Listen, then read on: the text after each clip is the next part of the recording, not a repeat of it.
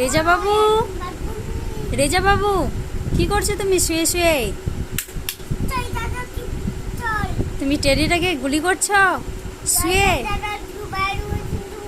কি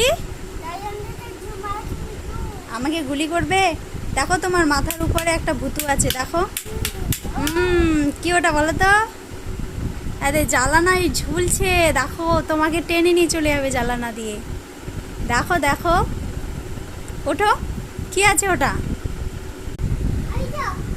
কি এটা বলতো? কি এটা? ট্যাডি? এই কি করছিস তুই?